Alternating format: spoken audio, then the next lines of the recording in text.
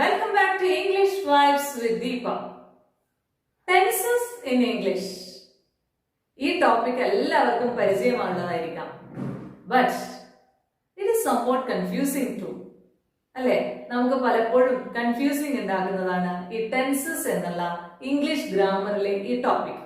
ഇന്നത്തെ നമ്മുടെ ടോപ്പിക്കും introduction to tenses എന്നതാണ്. നമ്മൾ പലപ്പോഴും സെന്റൻസസ് ഫ്രെയിം ചെയ്യുമ്പോൾ അല്ലെങ്കിൽ ഒരു ആക്ഷൻ ആ ടൈം റെഫർ ചെയ്യുമ്പോൾ നമുക്ക് ഈ ടെൻസസിനെ കുറിച്ച് അവെയർ ആവേണ്ടതായിട്ടുണ്ട്. അതുകൊണ്ട് തന്നെ ടെൻസസ് എന്നുള്ള ഈ ടോപ്പിക് വളരെയേറെ പ്രധാനപ്പെട്ടതാണ്. എന്താണ് ആക്ച്വലി ടെൻസസ് എന്ന് പറയുന്നത്? എന്തിനെ ഡിപ്പെൻഡ് ചെയ്തിട്ടാണ് നമ്മൾ ടെൻസസ് മനസ്സിലാക്കുന്നത്? Yes, it's about the action. അല്ലെ, നമ്മൾ ചെയ്യുന്ന ആക്ഷനെ ബേസ് ചെയ്തിട്ടാണ്. ആ ആക്ഷൻ കഴിഞ്ഞതാണോ, ഇപ്പൊ നടന്നുകൊണ്ടിരിക്കുന്നതാണോ, അല്ലെങ്കിൽ വരാൻ പോകുന്നതാണോ എന്നതിനെ ഡിപ്പെൻഡ് ചെയ്തിട്ടാണ് നമ്മൾ ടെൻസസ് മെൻഷൻ ചെയ്യുന്നത്. അപ്പോൾ നമുക്ക് എത്ര ടെൻസസ് ഇംഗ്ലീഷിലുണ്ട് എന്നും അവ ഏതൊക്കെയാണ് എന്നും അതിന്റെ ഡിവിഷൻസ് എന്താണ്, അതിന്റെ സ്ട്രക്ചർ എന്താണ് എന്നുമാണ് നമ്മൾക്ക് മനസ്സിലാക്കേണ്ടത്. അതുകൊണ്ട് തന്നെ ഇന്നത്തെ ഈ വീഡിയോയിൽ ഞാൻ സിമ്പിൾ പ്രസന്റ് ടെൻസ് അല്ലെങ്കിൽ പ്രസന്റ് ടെൻസിന്റെ ഡിവിഷൻസ് ആണ് മനസ്സിലാക്കി തരാൻ പോകുന്നത്.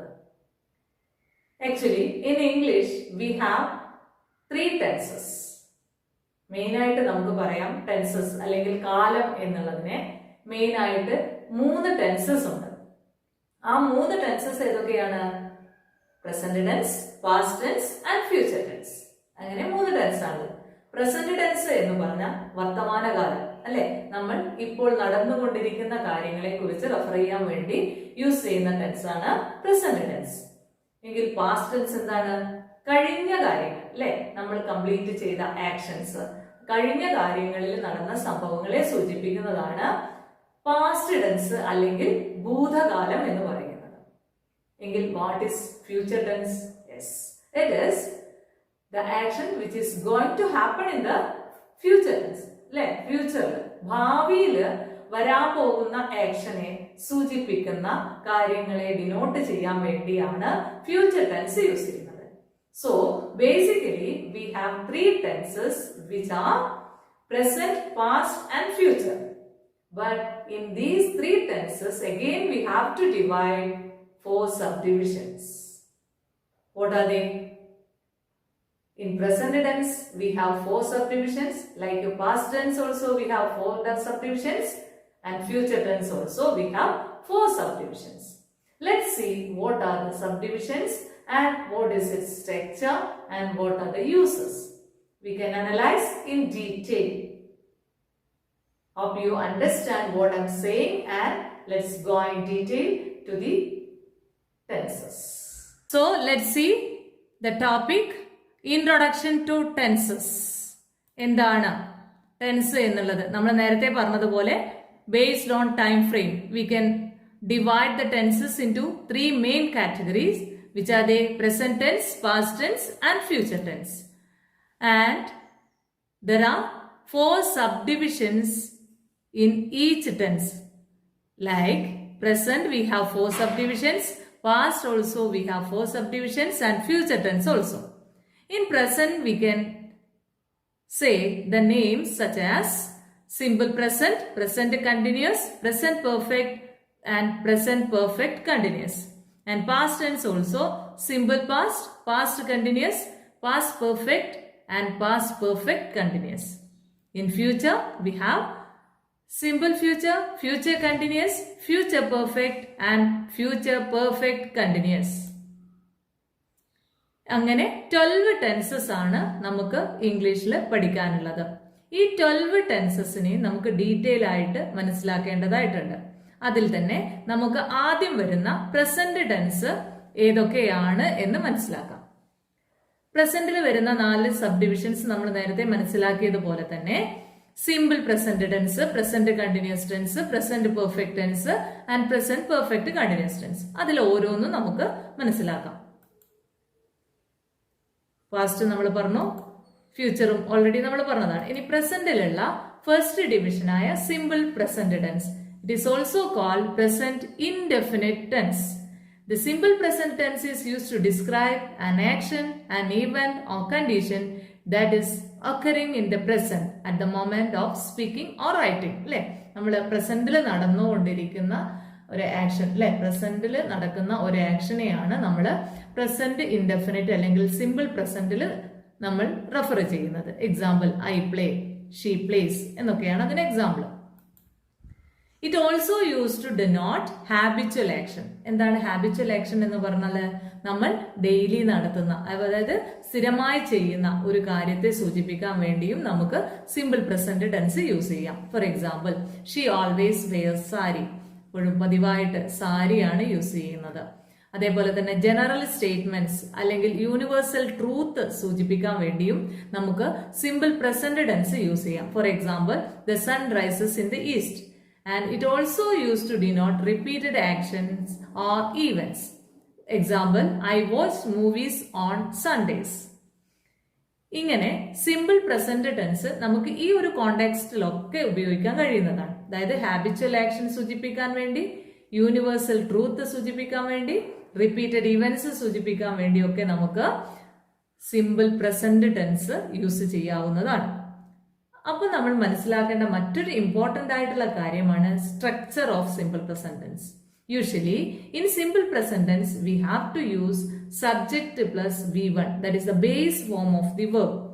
Sometimes we have to use വെർബിന്റെ S ഓർ ES ഫോം കൂടെ യൂസ് ചെയ്യേണ്ടി വരും. That depends on the subject.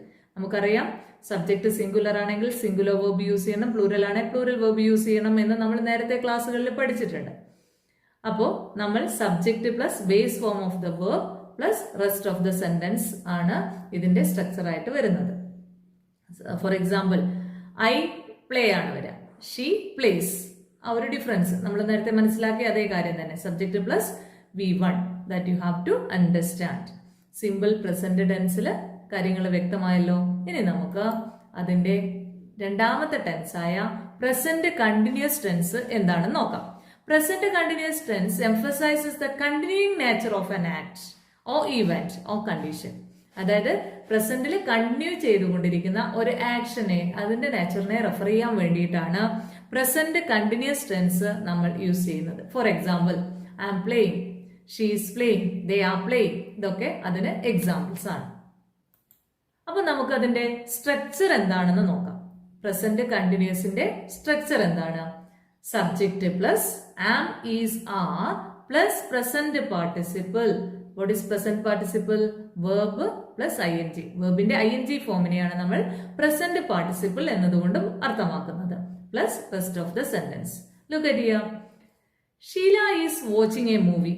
Here we follow the same structure. Subject am, is, are plus present participle plus rest of the sentence. Sheila is watching a movie. It is a positive sentence. Look at the negative. Sheila is not watching a movie. We added not in between after auxiliary verb. Then when it comes as a question sentence, we have to add the auxiliary at first. Is Sheila watching a movie? Is Sheila watching a movie? And what is the negative question? Isn't Sheila watching a movie? So in every tenses we can frame sentences positive, negative, question and question negative.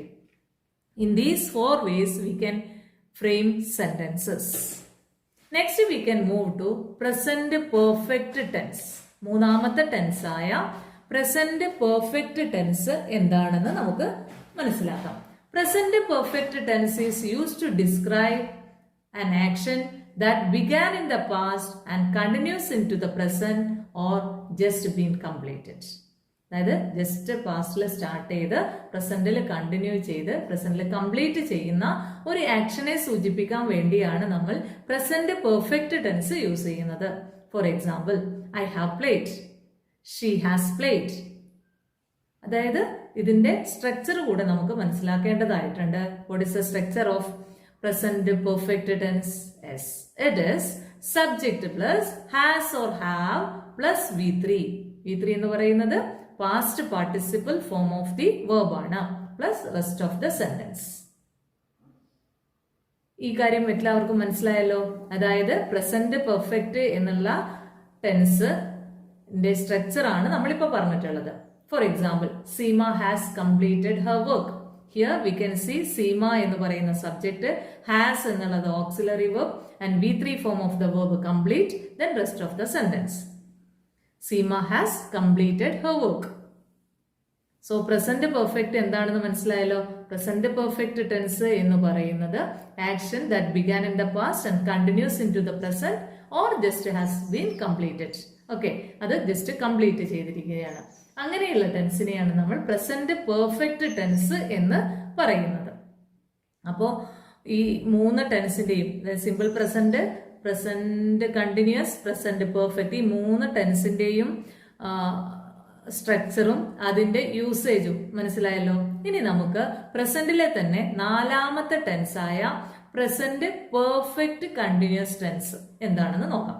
Present perfect continuous tense എന്താണ്? Present perfect continuous tense എന്ന് പറഞ്ഞാൽ it is used to describe an action, event or condition that has begun in the past and continues into the present. അതാണ് present perfect continuous tense എന്ന് പറയുന്നത്. For example, you have been playing, she has been playing. ഇതിന്റെ structure എന്താണ് എന്നുകൂടെ നമുക്ക് മനസ്സിലാക്കേണ്ടതായിട്ടുണ്ട്. എന്താണ് present perfect continuous ടെൻസിന്റെ structure? Subject plus has or have plus been plus present participle. എന്താണ് പ്രസന്റ് പാർട്ടിസിപ്പിൾ എന്ന് നമ്മൾ മനസ്സിലാക്കിയതാണ്, വെർബിന്റെ ing form. So the structure of present perfect continuous tense is subject plus has or have plus been plus present participle plus rest of the sentence. ഇതാണ് present perfect continuous ടെൻസിന്റെ structure എന്ന് പറയുന്നത്. അപ്പൊ നമ്മൾ ഇന്ന് മനസ്സിലാക്കിയത് പ്രസന്റിന്റെ 4 സബ് ഡിവിഷനായ simple present, present continuous, present perfect, present perfect continuous, ഈ 4 ടെൻസിന്റെ യൂസേജും അതിന്റെ എക്സാമ്പിളും അതിന്റെ സ്ട്രക്ചറുമാണ് നമ്മൾ മനസ്സിലാക്കിയിട്ടുള്ളത്. ഈ ക്ലാസ്സിൽ നിങ്ങൾക്ക് ഈ പ്രസന്റ് ടെൻസിന്റെ ഡിവിഷനെ കുറിച്ച് മനസ്സിലായല്ലോ. അപ്പൊ നിങ്ങൾ ഇനി ചെയ്യേണ്ടത് ഈ ടെൻസിന്റെ സ്ട്രക്ചർ മനസ്സിലാക്കിയതോടെ തന്നെ നിങ്ങൾ ഇതിനെ ബേസ് ചെയ്തിട്ടുള്ള എക്സാമ്പിൾസ് ഫ്രെയിം ചെയ്തിട്ട് ഓരോ ടൈപ്പ് ടെൻസിലും കുറേയേറെ എക്സാമ്പിൾസ് ഫ്രെയിം ചെയ്തിട്ട് എഴുതി ശീലിക്കുക.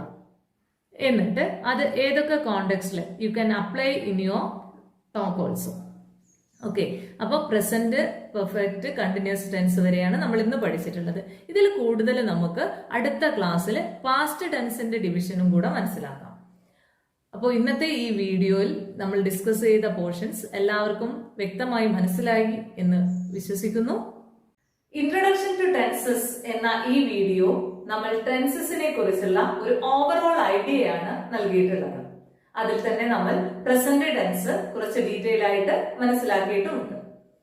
അപ്പോൾ ഇന്നത്തെ ഈ വീഡിയോ നിങ്ങൾക്ക് ഉപകാരപ്രദമാണെന്ന് വിശ്വസിക്കുന്നു.